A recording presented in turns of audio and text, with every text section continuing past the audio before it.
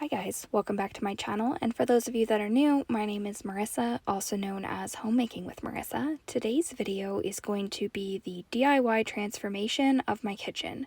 My husband and I have spent the last 9 months renovating our kitchen on a pretty tight budget. We did all of the renovations for less than $5,000. Now, this video is definitely more of a vlog style documentation of our journey, rather than a how-to video on how to transform, but I will give some different tips and tricks we learned along the way. Here is the before of what this kitchen looks like. We are going to be replacing countertops, painting the cabinetry, backsplash, new sink, new faucet, new window casing, and I'm not sure how far up we're going to take the backsplash, we may be doing some painting as well. As of now, I don't plan on swapping out any light fixtures just because that is its own process and undertaking. Now, to save money, we are going to just be painting the cabinetry. So I went ahead and took off one of the, let's see over here. So I went ahead and took off one of the cabinet facings to see how it was attached. Unfortunately, it isn't glued to the actual drawer itself, so I was able to easily remove the facing of this drawer. I don't plan on painting any of the interior of the drawers or the shelving. And then we are going to keep mismatching appliances for now. So we've recently replaced the dishwasher and the refrigerator. But for now, we're going to be keeping this range because at some point we would like to get a bid for natural gas, and I don't want to spend the money to replace this oven and range top and then have to turn around and replace it again if we ended up adding natural gas to the house. I also didn't mention that we are going to be doing all of the painting of the cabinetry ourselves. We'll do the backsplash ourselves, trim, and painting, but we are hiring out the installation of the sink, the faucet, and the countertops. We are doing an epoxy countertop because it gives the same look of marble. You can get the durability of quartz, but it's about half the price. And for those of you that don't know, quartz is a mixture of epoxy, so it is going to be similar as far as the durability, but it is a significantly lower price point, and you're able to be completely in control of what the coloring is, which I like. We also are going to be having all of the countertops rebuilt. There is some swelling from some water damage that occurred on the countertops, so the contractor recommended just going through the process of rebuilding them completely, and it is allowing us to extend the island just slightly to make it a little bit bigger than it is right now. So the first step is going to be to take off all of the drawers and the cabinet facings and then mask off anything that I don't want to be hit with the paint. Apparently the universe had other plans for my lighting. You can see in the last clip, I'm gonna reinsert the clip here. Watch at the end how the lights turn off.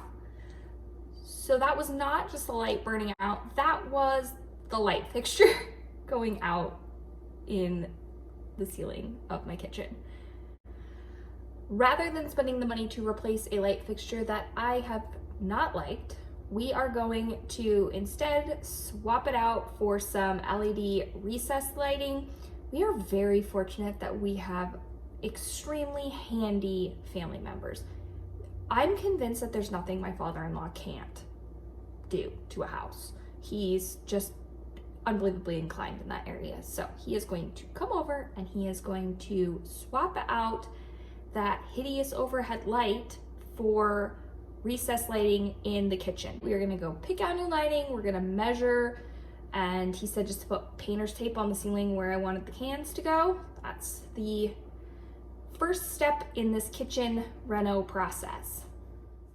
I did mention that my father-in-law was going to be coming over and helping with this project, and while he is absolutely inclined in that area, he definitely passed that treat down to my husband, who was not super patient just sitting around the house waiting for his dad to show up. So he decided to start the project on his own and ended up cutting all of the holes and replacing all of these can lights all on his own.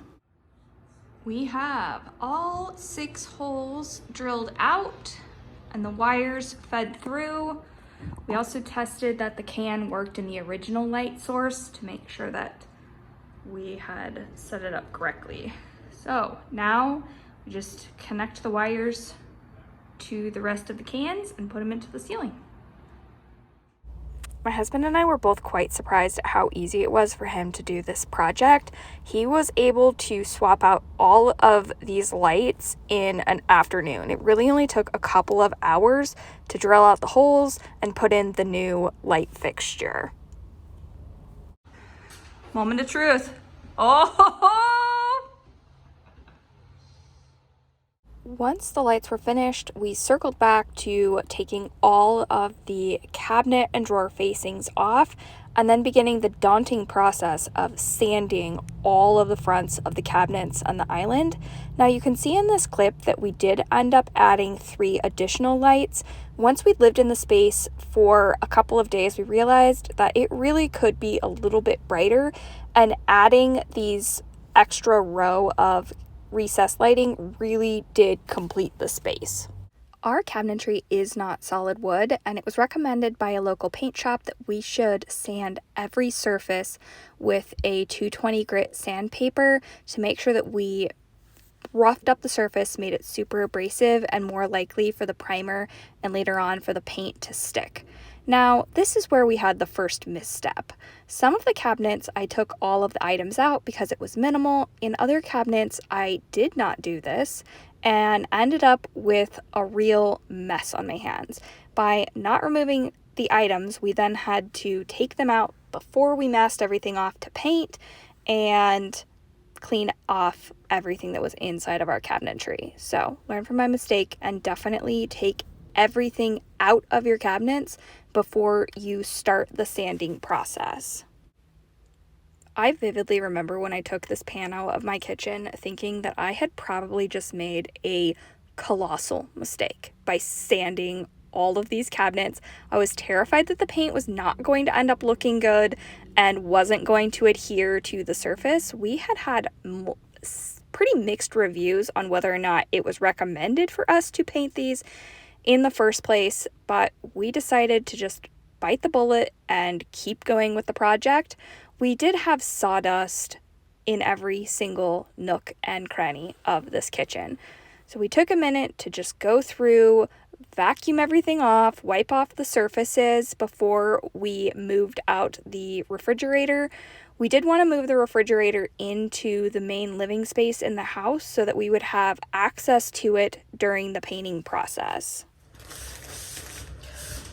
Once everything has been sanded with 220 sandpaper, we are going to wipe everything down with TSP and these just construction cloths. This will work as a degreaser to take any residue that's still on the cabinetry off.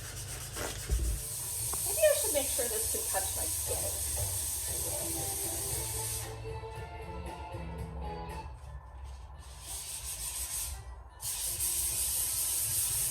Rubber gloves.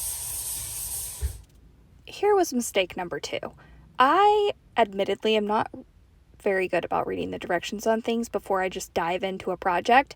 Initially, I put this on the cloth and wasn't wearing gloves. Then I realized that I should probably read and make sure that this wasn't a toxic item. I ended up putting gloves on, then read again that you're supposed to dilute it with water.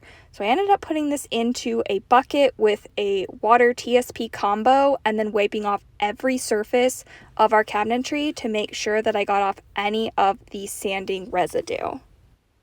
This is the moment where I realized that if I wanted access to any of the items in my kitchen over the course of the next week while he was painting, I was going to have to take everything out of the cabinets. I also realized when I was doing the TSP that everything was pretty well covered in sawdust, needed to come out and be cleaned off before we could start masking off the kitchen. Now, masking is definitely an important part of the process. This took days for all of the masking to be done. I did not want to paint the inside of the cabinets because I was worried that as it dried, they might be tacky and you might deal with cups or bowls sticking to the paint versus just having the raw wood on the inside, which meant that we then had to mask off the insides of all of the cabinets to make sure that there was no paint spray. We did decide to spray on the paint. This was also a recommendation by the local paint shop that with these cabinets, brushing it on probably would not have a result that we would be very happy with, which meant that we had to create essentially a painting booth on the inside of our kitchen. We had to mask off the ceiling, we had to create walls because we've got a pretty open concept kitchen, and then move on to priming. Our primer came from Sherwin-Williams. It was a recommendation for Cabinetry, and I will say that it was a much more expensive price point than a lot of paints and primers that I looked at, but we decided that it was definitely going to be a worthwhile investment to go with a higher quality primer as well as a higher quality paint. On the first day, we primed every surface of the cabinetry and the island with one coat of primer before allowing it to dry overnight. This process continued over the next several days. We ended up doing 2 coats of primer, allowing it to dry overnight between each coat, 2 coats of paint. I don't know if this was necessary, but I was worried that there would be overspray because we were doing a black island and white cabinetry.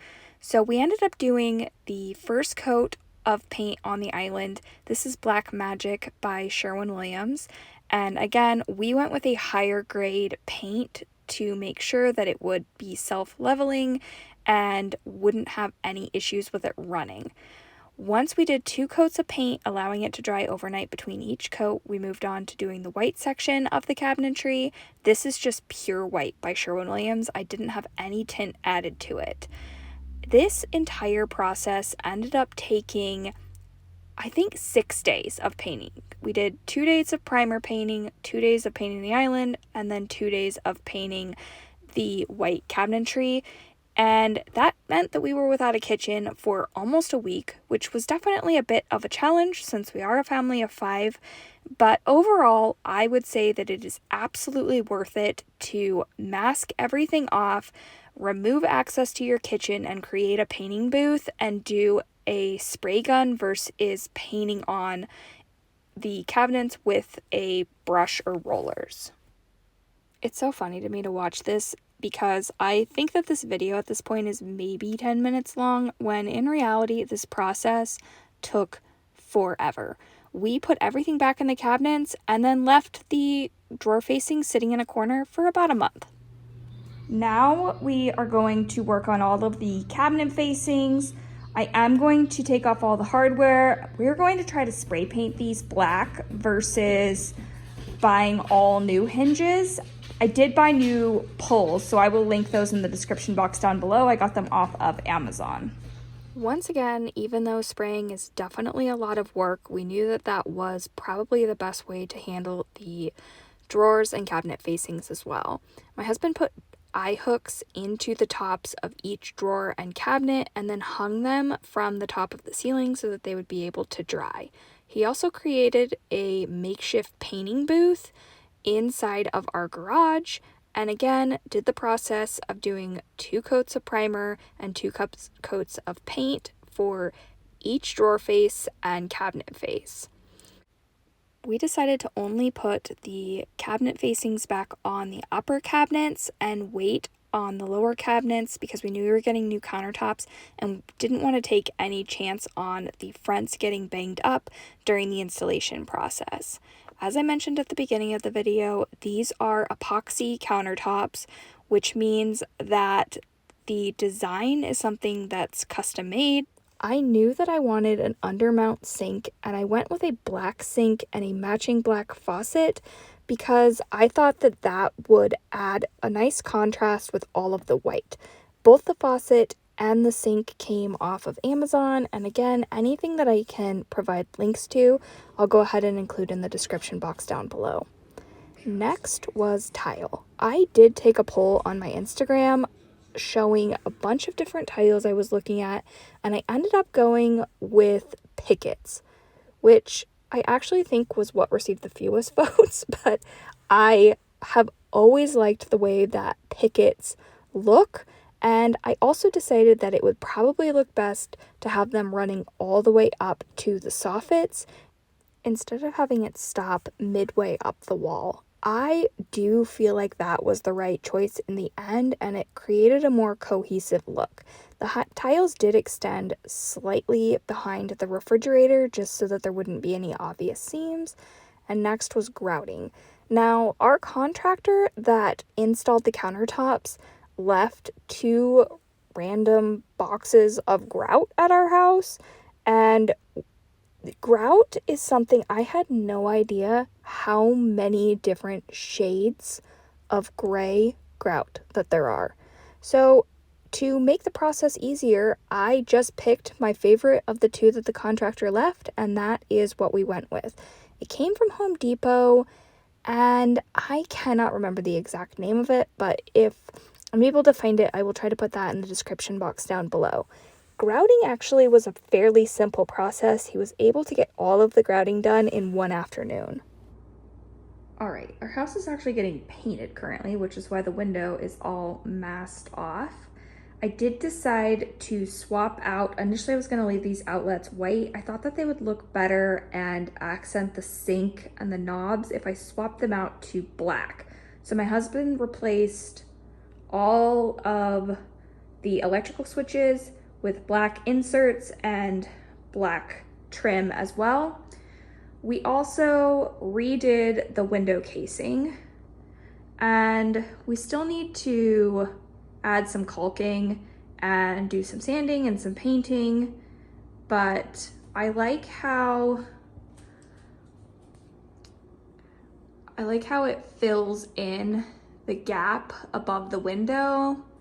Before, it didn't go up as high, and I just felt like it looked kind of incomplete. And then we also added, there was a gap between the ceiling and our cabinets. Because our house is old, not everything is super square. I don't know if it's gonna focus, but we added this trim board as well as this trim board. And then over here, this trim board as well. So we swapped all of those out just so that it would make the cabinet butt up next to the soffits.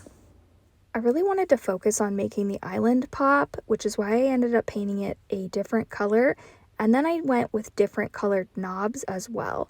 These handles are the exact same pulls that we have on the white cabinetry. I just selected them in this gold color. We have a few loose ends that still need to be completed in this kitchen, but overall, I am so proud of the way that it turned out. When all was said and done, we ended up spending less than $5,000. That includes all of the painting, the appliances, which were found off Facebook Marketplace, new countertops, backsplash, sink, and faucet. If you are new to my channel and haven't done so already, I would love it if you would join my little community by subscribing. I hope you're all doing well. Bye. Hey, darling, can I tell you what's been on my mind? Sick and tired of the 9 to 5 in the city life.